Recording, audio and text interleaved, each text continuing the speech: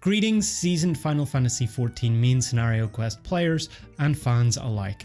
Today, you will be receiving the official Stormblood character tier list. Here we go, boys. This one's going to be good. Let's get into it.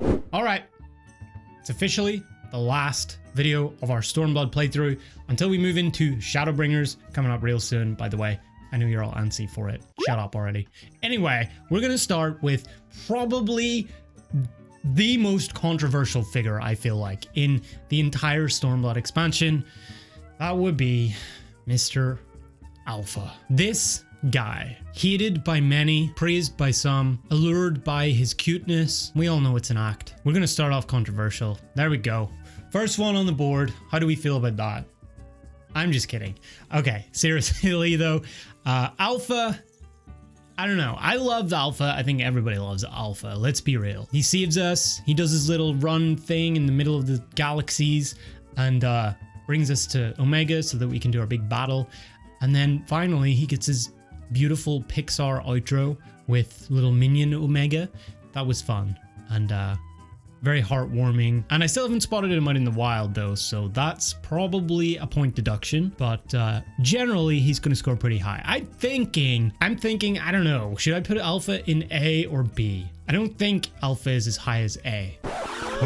Whoa, you say. Hear me out. Can Alpha be as high as like A?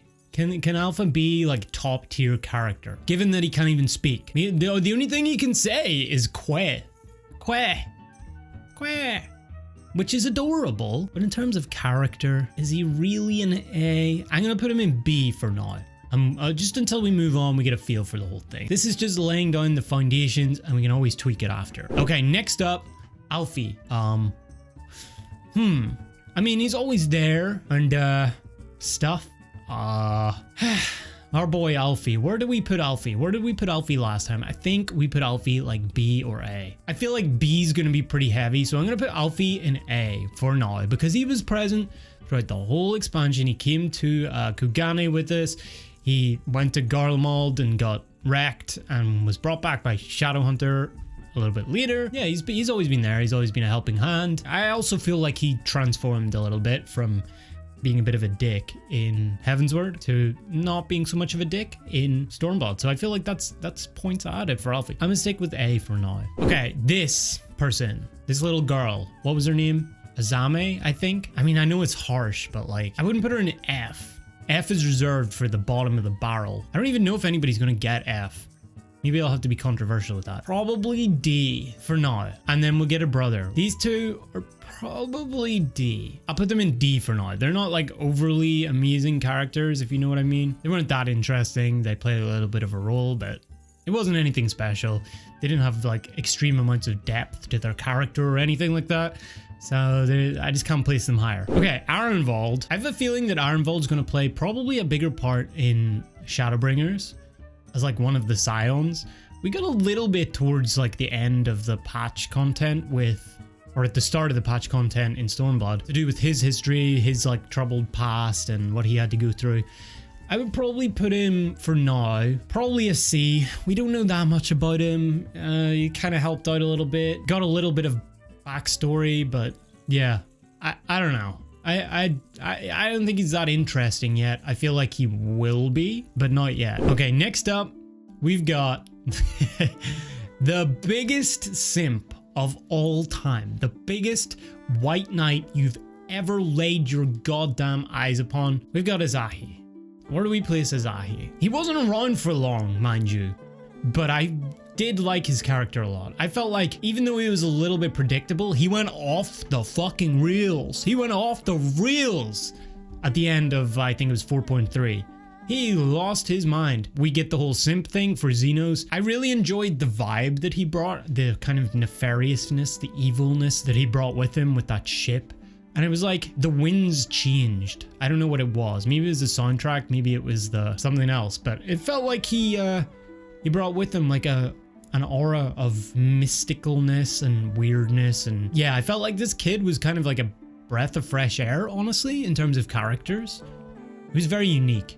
He brought a very unique vibe with him. I'm gonna put him higher than Alpha. I'm gonna put him in a B, possibly like a low A, depending. But yeah, I feel like he was a solid character even for like the length that he was in it, which wasn't very long at all. So yeah, solid B I think is fair, right? Am I wrong? No? Maybe? We'll do B. All right, Emmerich didn't make too much of his presence known in Stormblood, but I don't know where to put Emmerich. I think I should like make clear early on whether I want this to be the characters as they appeared in Stormblood or the characters overall, because things can get muddled here. Like I could put Emmerich high even though he wasn't really in Stormblood that much, or I could put him lower and piss everybody else off, which is exactly what I'm going to do. I'm going to put Emmerich lower than Ironvold. Yes, I said it. Has the handsomeness, has the charm, has the accent. Oh shit, what did I do? Whoa. Yeah, I'm gonna put him lower than Ironvold.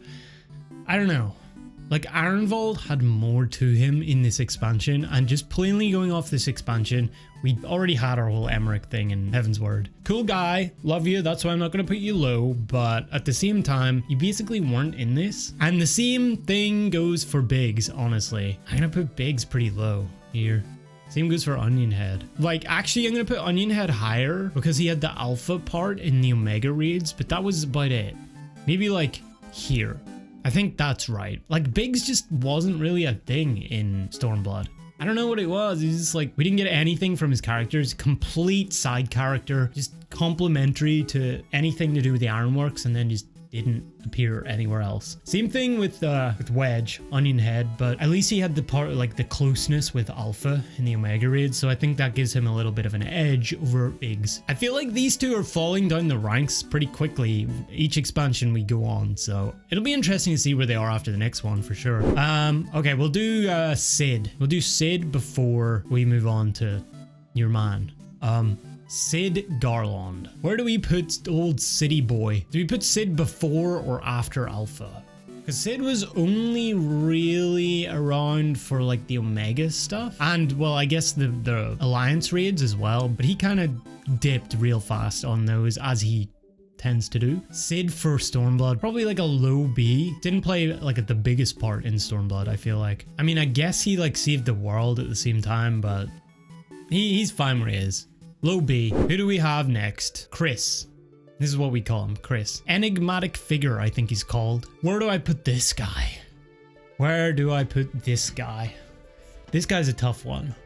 I really feel like this guy's going to be a super interesting character, but as of yet, we know pretty much nothing about him. Crystal Hand, he was in the Shadowbringers trailer. Assassin's Creed games have become shittier and shittier. I feel like that's a points deduction. Yeah, this motherfucker came out of nowhere and like tormented us. For now, I'm tempted to put him low B because I know that he's going to play a huge part in the story going forward. It's just we don't know about him. I can't judge based on like, okay, I will. Fuck it. He's going B. There we go. He's going B. He's going to play a bigger part. He didn't do more than Sid, but he was a big part of like the ending of Stormblood patches, and he's going to play a big part in Shadowbringers. I know it. So we're going to put him B. He gets like mystery points for that. Next up, these two are pretty much the same, I feel like. Maybe a little bit different. Serena. We'll do Serena first.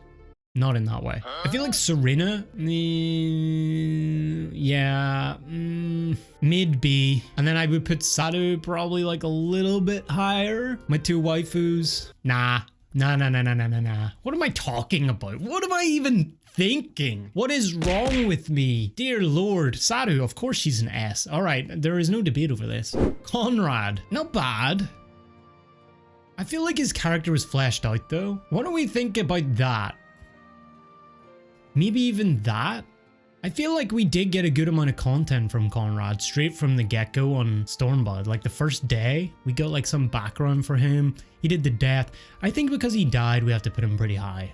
Yeah, I feel like, yeah. Okay, Einstein. Mr. Albert Einstein with long hair. He like made an appearance later on towards the end of 3 or 4.0. Like he didn't do much. Again, he like showed up, blowed up the cannon, destroyed the eyes, disappeared again. Did he do anything else? I feel like he didn't do anything else in this expansion. Like, I don't know, I'd have to put him the same as Emmerich. Like, not really there. Was more Heavensward than Stormblood. Helped out a little bit. Did some cool shit. Looked cool doing it. Arenvold had like a good backstory. So yeah, I'd have to put him beside Emmerich. They just like weren't that prevalent in this expansion at all. So Elidibus, this motherfucker. This guy, I'm thinking probably here. I'm gonna put him like a pretty high A because I feel like he's just always there. He's always like that character in the back thing that everything's building towards, and he's gonna like play a massive part. And he kind of is, right? With the whole Xenos transformation thing, the possessing his body. I mean, I feel like that's what we're heading towards as well with the main story. Is like this fate stuff, the realm, the balance, whatever it is that he's there for, the emissary. He's such an interesting character because he has so much mystery around him and has always had so much mystery around him. And I'm still trying to figure out, like, are his motivations good or bad? Does he want to destroy everything? Is he just like carrying out what he believes to be right? Is he serving the one true God, or is he part of like this whole thing to create the master race thing? I don't know. Is he motivated to do the right thing that everybody wants, but approaching it the wrong way? I don't know. It's always revealed towards the end of everything. It's like this big secret reveal. It's something involving Elidibus. So yeah, I feel like he's a mega important character and is going to continue to be a mega important character through Shadowbringers. But I don't think in terms of Stormblood, he was like a better character than Alfie, because Alfie was just always there. And Alfie showed some like maturity. But yeah, I feel like pretty high A for Elidibus. All right, Fordola. Fordola has to be either a really high A or a low S, in my opinion. Her story is filled with this moral ambiguity. You know, is she a product of her environment? Is she at fault for being the way she is? The way she turned out? Can she even redeem herself? Is there something that she can do to amend all the suffering that she's done? These are the questions, but this is why I love her character. I feel like she has such complexity to her, and even towards the end of 4.0, like, she's not even done yet. Like, she's still there. She's imprisoned. I feel like she still has a role to play. So I'm going to put her high A for now. She may move up, again, depending on what the situation's looking like. I really loved the flashback scene with her when she was a kid, with her father and then her mother as well. It was pretty brutal, but it was a nice emotional scene to like set up who she is, where she came from. And then we move into the Lakshmi part with the meeting. You know, you get the tear rolling down. It was like she was pretty fleshed out in terms of a character. I liked it a lot. So yeah, I feel like A is high A or low S. I'm gonna leave her in high A for now. Anyway, we now have the wrong picture of Gusetsu. He should be bald. The big bald man walking the earth, doing whatever the fuck he's doing nowadays. Okay, I'm gonna put Gusetsu easily S tier. Why? Because we had the whole part, especially when we were meeting Sadu, right? We had the whole part where he was like contemplating his life. He was contemplating the morals of like being a samurai, the virtues of that, and comparing those to the morals and virtues of the tribes in the Azim Steppe and how they treated their dead, etc. And it was interesting to see him like sit there in peace, and you know, he's an old guy, he's an old warrior. And then we move on to the night before where we're, you know, drinking and blah, blah, blah. The morning after, we have the assault on Doma Castle, that whole thing.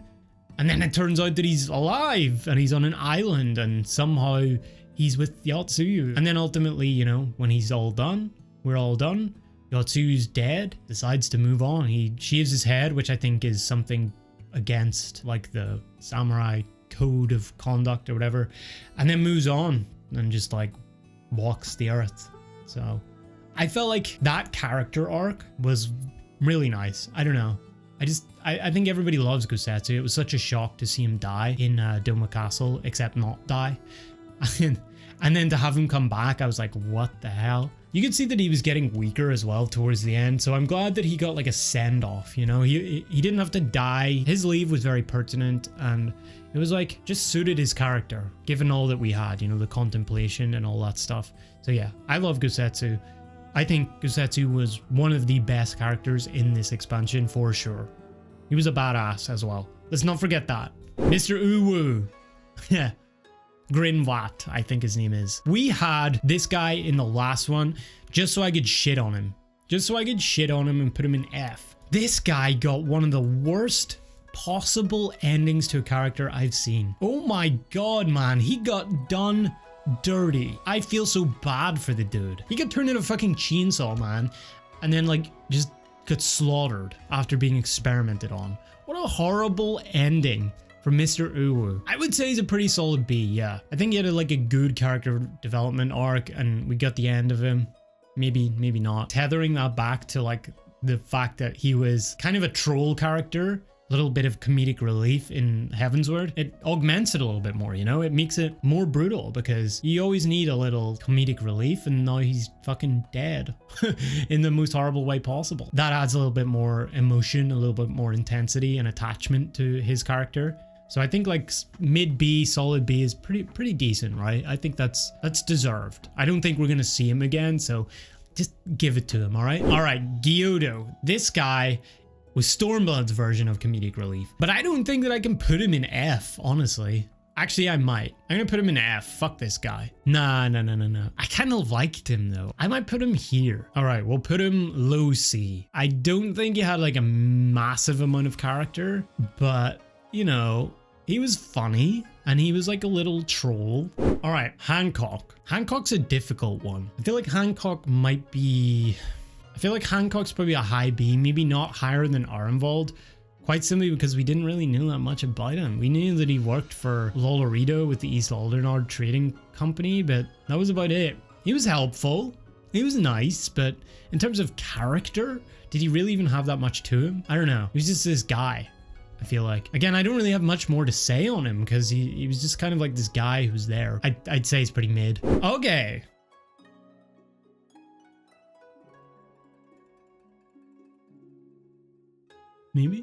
Maybe not. Above, below? What are we thinking? I feel like below. Kiin was like typical hero leader. Always virtuous, always had the right things to say, jawline of a god. I don't think though he had like better character than Fordola. I don't know, maybe I'm forgetting, maybe I'm mistaking, but he was always there, so he gets plus points for like always being around in the expansion. Like you couldn't turn around and not see him. He helped free Doma, that was great. He helped the liberation of Doma. He helped out elsewhere. Helpful friend. Character-wise, he comes back and helps Doma and reunites the families and everybody's like, yay. But was it him or was it me? That's the real question. The one good thing that Hien did in this whole expansion was strip the bullet in half and then cut Yotsuyu, but even that's debatable. He was cool and he was a big character in Stormblood, but I don't think he goes above Fordola yet. Again, maybe Shadowbringers, I don't know. Yeah, I like him here. That's it. That's the final say. All right, Jessie. See, I didn't know if Jessie was like a character from Ironworks that we'd seen before or whether she was new, but she had like a great personality. She had like a very stern-headedness, very commanding way about her, which is needed for fucking Cid and Nero, right? She only got introduced in the Omega raids. I feel like Jessie's probably a little bit higher than Biggs. Probably see more of her going forward, but not that big a character. Kind of funny, good handler of the two husbandos, and yeah, not much more to say about Jessie. I mean, we may as well do all of these at once, right? Kane, Merli, and Rauban. I feel like Rauban's even higher though. Kane, I think she has like a really sweet, calming voice and I love her, but did she even like do anything? She has like no character. She's just like there. See, Merli's a hard one because we all love her, but we're not judging it. Maybe? No. Merli and her cannons. I feel like Merli and her cannons needs to go like B. Nah, we didn't get anything from her, man. She wasn't even there. She was like, she turns up now and again and is just like there. Now, Rauban played a larger part in Stormblood. Definitely, for sure. Do you know what I mean, we all love Rauban.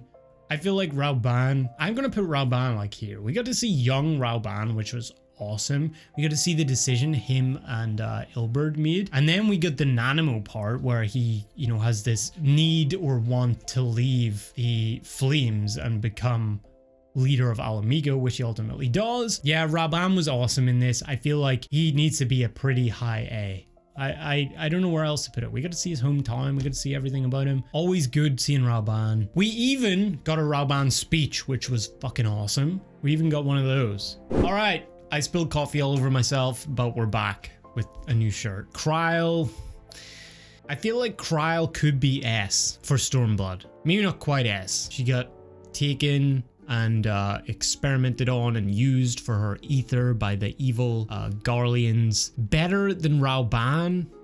Better than Hien? I'd say Krile's like a low A. Pretty quiet, but she had some moments. That's why I wouldn't put her at a high A. I love Krile though. We all love Krile. Who doesn't love Krile? Okay, Lyse. Probably the protagonist of Stormblood. She's on the cover, she was in the trailer. I mean, seeing as it's Lyse, like, I don't think we're gonna get much of Lyse after this point, given the role she's taken and stuff. So in Shadowbringers, we'll just give her her moment.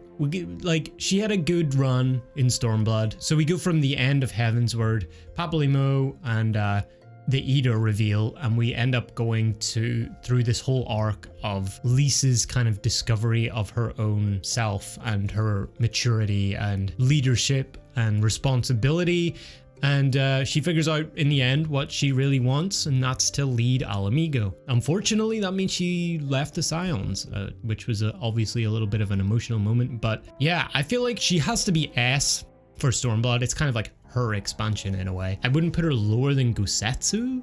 Definitely cannot put her higher than Sadu, unfortunately. Okay, Magni, this guy, F, done. Matoya. No, Magni was actually kind of a good character. I'm thinking Magni was probably like somewhere in a mid B. He had his funny times. My man took the roasting of a lifetime from Y'shtola. Deserved, quite frankly, as well. But yeah, I think that deserves some upvotes. So he gets a few points for that.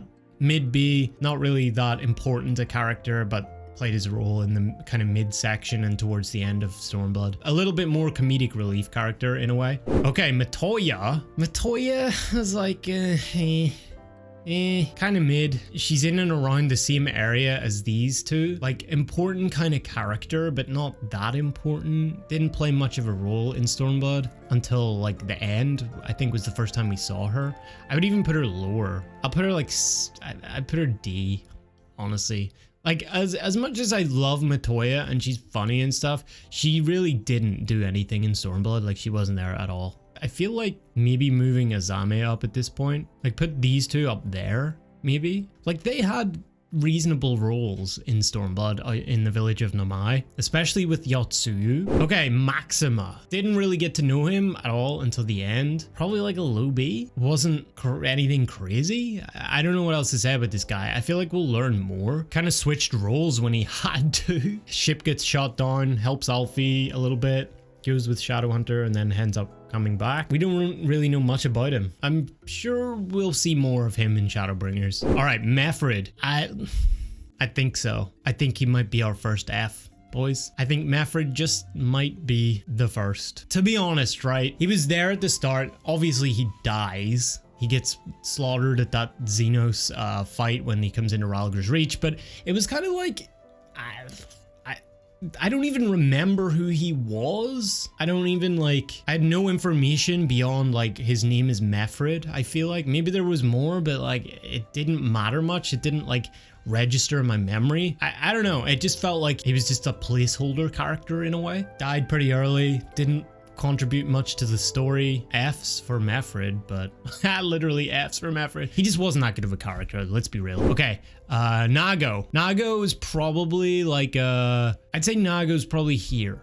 Like a mid C. She was good early on and like played a part. She did the whole big flag thing. That was her moment, I feel like, on the back of the bird. And then she like faded off, you know. We had dinner at her place with her parents. We met the parents. That was cool. I feel like no sparks really happened there. So listen, I love Nago, but yeah, her character wasn't like anything special this expansion. Kind of another one of those placeholder characters with a little bit to them, but not that much depth. Nero, oh boy.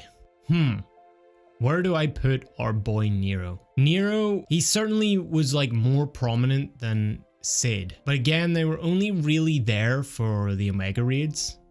Cid a little bit more, but I feel like Nero had more of like a character to him. Cid was just good old Cid. Showed up, disappears, whatever.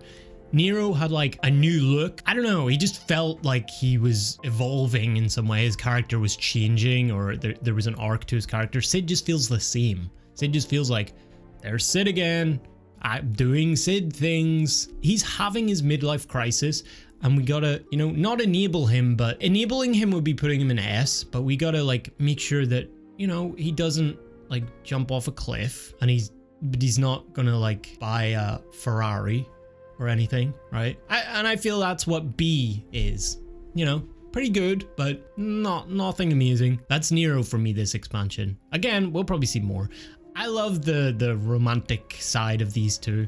I think it's hilarious. I'd love to see more of it come Shadowbringers. I hope we have more of like Nero to do with the MSQ, as opposed to just like the raids or the trials or whatever.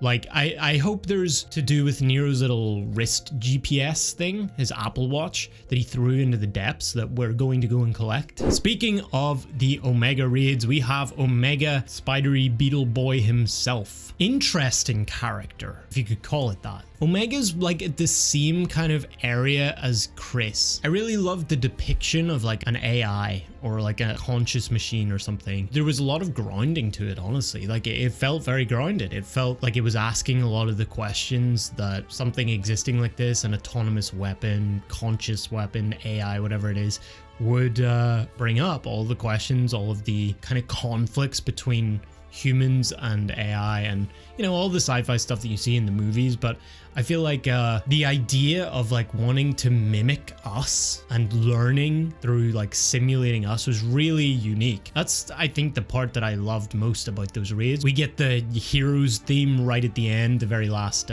trial or raid, whenever it's trying to mimic like the Warrior of Light and everything.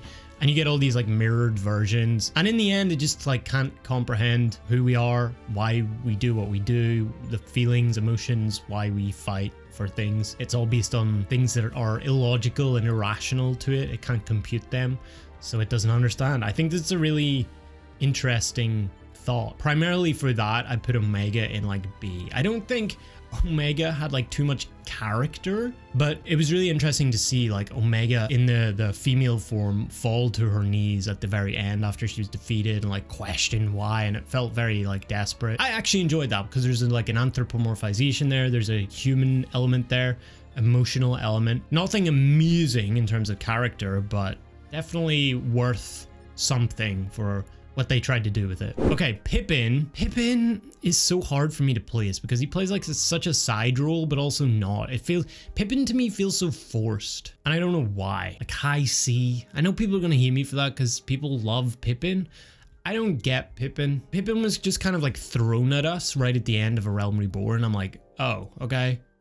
You're Raban's son? Okay. And now it's like, oh, you're the second in command of this whole Stormblood thing. Holy shit. He had the really cool, you know, moment where we're breaching the gates or whatever it was. That was sick. That was a sick cutscene, but I just feel like Pippin doesn't really do much else. He just appears when there's a fight or delivers a message. I mean, he's Raban's son.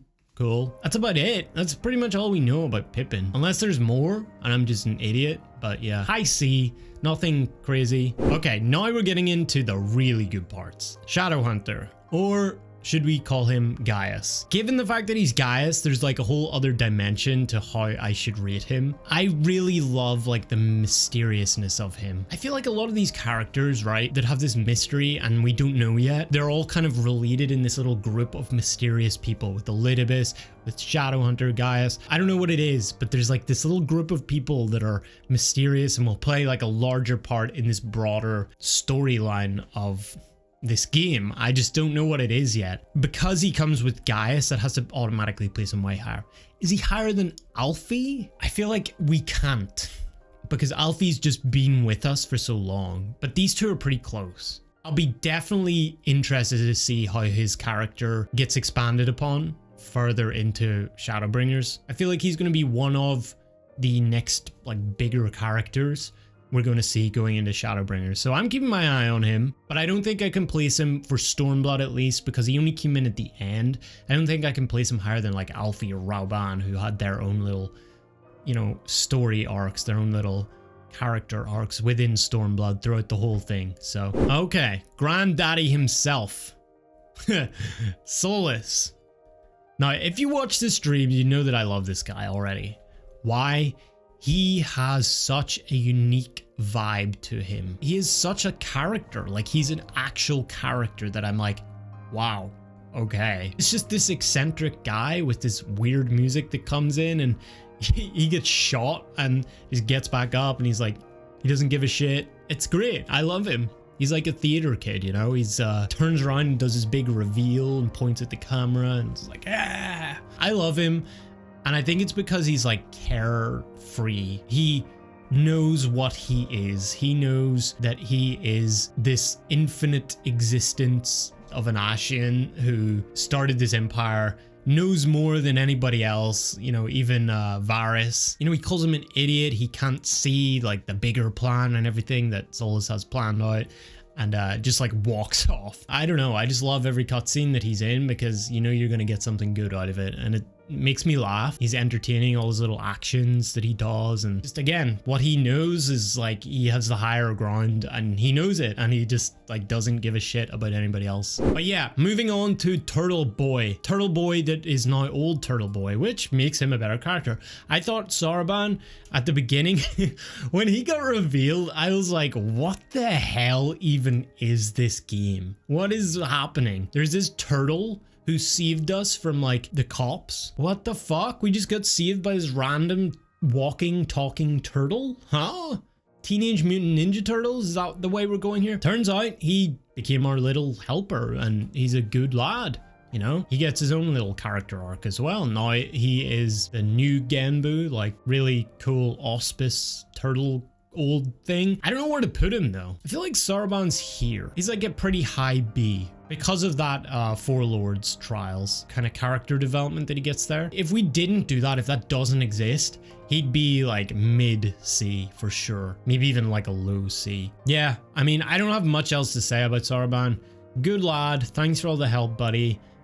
It was fun. It was a cool little reveal at the beginning when we met, and good luck for the next 500 years. Anyway, Tansui, this guy was always a dick, but that kind of gives him like good character traits because he's consistent in being a dick. I didn't put the other guy in, but I can't even remember the other guy's name, the actual like commander dude. If you want to know what I'd place that guy in, I'd probably just imagine him being right on top of Tansui. That's where he'd be. I don't know where Tansui goes. Just pay your tithe, huh? We don't care. Pay your tithe. Even though we saved your fucking village, dude. We saved your entire fucking place and shit, but whatever. Not really much else to say, you know? Kind of just average character with a little bit of a dickish twist. Okay, Tataru in the wrong outfit. Yeah, like Tataru and Hancock probably around the same. They had the same presence in the expansion, but it wasn't anything like crazy in terms of character. I mean, actually, given the Four Lords thing, it was kind of funny. I'd probably put Tataru like here. She was kind of funny in that where she was drilling Saraban, and the fact that she was in it throughout.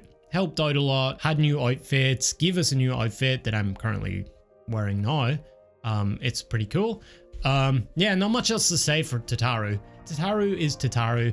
You either love her or you hate her, and yeah, that's about where I put her. Okay, Temulan. Now, a lot of you guys in the comments have said that her predictions or prophecies, you guys go back to them and they ring true. I don't know what the fuck any of that means. I don't even remember her prophecies, but she was kind of cool. She was nice. She, you know, where would I put her though? At least for me, in my current like place where I am. Maybe when I get to the point where I know all the stuff that you guys know, I'll be like, boom, Temulan, S tier, boom. She's really, wow, what an incredible prophecy. But right now, like, she's mid to low, not really anything special. Okay, Thancred, Mr. Thancred. Always lurking in the shadows. Where would I put Thancred? He didn't have like a massive amount of character development. That more happened in Heavensward after the whole Word of the Mother situation with Minfilia, and after his return, of course. Listen, we love Thancred, but like in terms of character, was he really that special in Stormblood? It's hard to say. Maybe like here? Maybe like a high B? Like he was always kind of there, but he was always like off on his own, doing his own like lone wolf Wolf, Xbox 360 gamertag Lone Wolf XX_XX shit. You know what I mean? Like, he was solo dolo the whole time. Given like the Shadowbringers trailer, I feel like Thancred's going to make a big ass return in terms of character, and that's great because we love when that happens. Thancred is carried by his like Scion legacy. I feel like if he didn't have that, if he was just like a new character, he'd probably be down here for this expansion or like mid, I feel like. But his like Scion points are keeping him up here for sure. Okay, Uri, kind of the same. Uri just like pops his head in every now and then, like turns up, gives us like a random item or a random like little speech from some ancient tome of wisdom. Again, I feel like those two are going to play a far bigger role given the trailer that we saw. Like, Scions didn't have a massive place. I feel like Scion's stocks went fucking... I swear, man, after Minfilia left, I know we all love to hate Minfilia here, but after she left, those Scion stocks, man, they plummeted. They hit the deck real quick. Like, we're all just doing our own shit. Multiple people have been captured multiple times. Near deaths are at like an all-time high. Like, fucking hell, man. What is going on with the Scions of the 7th fucking Dawn? I love the Scions. I liked our little Avengers group. It feels so like discombobulated now. That's why I have to put Uri down there, because he just like didn't play that much of a role at all in Stormblood. Anyway, okay. Oh, look at these last 4. Holy. Okay, the Wicked Witch herself. The question is, we all know where she's going, but the question is it that? Or is it that? I have a hard time not doing that. She has to be, right? Her and Lys are like the protagonists of Stormblood. Like, her story was honestly amazing. Amazing. And that 4.3 ending, holy shit. She had such a tragic life, such a tragic tale, and she ended up finding some sort of redemption, I guess. She almost gets brought back to normality, and then she gets yanked back into her kind of craziness with Asahi showing up and like showing her parents and them berating her all over again like she was a child again. And all of the stuff that she's been through with her family. Her whole story, the entire Stormblood, was like this, just played out so perfectly, and it was well paced, and just everything about it. We start off with her being like this super psychotic, sadistic person, and then it ends up, we get throughout the expansion a little bit more information about what her life was like. We do Doma Castle, the type of shit that she had to go through, you know, how her father treated her. Then after that, you know, we get the return. She's still alive with Gosetsu, and we get this like totally new person, and you have all these conflicting feelings about, is it real? Is it an act? I don't know how to feel about her. You have that like moral ambiguity again. Like, she goes to Namai, you get that whole scene where it's moral ambiguity, the fucking feature film, and you're like, is she responsible? Is she not? And then finally she gets turned back into crazy lady again by Asahi when her parents show up, and that was so tragic. But if nothing else, she goes in S tier because, you know, step on me, dummy mommy vibes. You get it. You get it. All right, Y'shtola, one of my favorites. I love her. I wish I could marry her, but I can't because she's a video game character made of polygons. Where do I put Y'shtola? Like here, maybe? She nearly died. I remember that. That was a big shocker at the beginning. Missing for a little bit. Well, actually kind of like a decent amount, but maybe like here. Maybe like a high B. She had her moment in, I think it was 4.4, where she did the whole ether thing. That was cool. I think she's gonna play a bigger role. I'm just not sure when or how. It's gonna do with like ether and the balance and all that type of shit, but yeah, again, she kind of gets carried by the Scion points, plus my love for her. Yeah, whatever. All right, Yugiri, we actually got like a really good amount of information about Yugiri's backstory, like her family, where she was from. She's from that little like underwater bubble village that became isolationists. She left. Her parents wanted to like know that she was all right, and it was kind of, I wanted her to go back there and stuff, but she's kind of shunned by her village because they're isolationists. It was really interesting. She had a lot of struggles as well. It was her homeland. We got to explore a lot of like the things that she's experienced and been through in terms of the landscape she was brought up in, the war, how she feels. I'm so glad that Yugiri got so much more in this one as opposed to Heavensward. We all know why in Heavensward. I mentioned it in the last one, of course. Where would I put Yugiri? Probably like I'd probably put Yugiri with Hien. Like, these two are pretty high for Stormblood. It has to be said. Like, we got a lot of information on her, and I'm really glad that we did. Okay, I just wanted to move on to the last one. Big booty man himself. Yeah, Sadu. There we go. I think that's about right. I think Zenos, again, such a fucking cool character. Such like a really interesting villain, because it's just like spelled out for us throughout the whole expansion. We start off with that attack on Rhalgr's Reach, and we get completely humbled, and I'm like, holy shit, this guy was strong.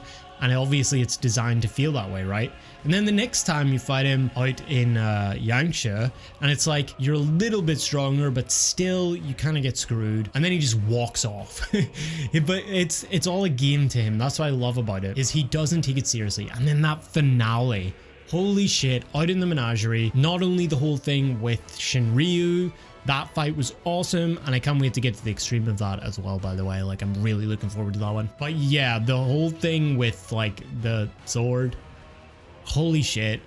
One of the best endings I've seen. I did not expect it to even happen. I thought he was going to get saved by Lise or something. She was going to dive in, but it was gorgeous. Cinematography was like, oh, in that one. And even then, he's not actually dead. In some ways, he's like possessed and is in an alternative body or something. I'm super interested to see how that whole plays out. He walks around with his golf cart and just takes swords out of it. It's so sick. I loved him as a character. I just think he's probably the best villain we've had in the game so far. He's still around. He's still around and kicking. Whenever he wasn't there, I missed him, man. I'm not gonna lie. I missed our little Zenos. And that voice, holy shit, the VA, holy shit. So good. He's so calm and collected and just wants some competition. He's just an innocent man that wants a good fight. The hunt. Okay. Do I have any revisions? I don't think I do, honestly. I think I'm done. That's about all I got, quite honestly. I'm ready to move into Shadowbringers. I'm super excited for Shadowbringers. So yeah, last video Stormblood before we move into Shadowbringers day 1. I'll probably be streaming that one, so you guys keep your eyes peeled. Hit the subscribe button if you haven't yet, so you will know when I go live for that. You can catch me live there, over on Twitch as well. Give a follow over there. All the links should be in the description below, etc. Join the Discord as well. I'll put up a little schedule for things up there, and you can hang out and get involved with like extremes or whatever else that we do over there. So yeah, I'll see you guys next time for what's most likely going to be Shadowbringers, so prepare for that one. See you guys. Hey everyone, thanks for watching. I hope you enjoyed the video. If you did, don't forget to give it a thumbs up so it tells YouTube to recommend it to other people like you. And if you're enjoying my videos and still haven't yet subscribed, consider doing so. I'd appreciate it a lot. Thank you guys. I'll see you guys next time. Peace.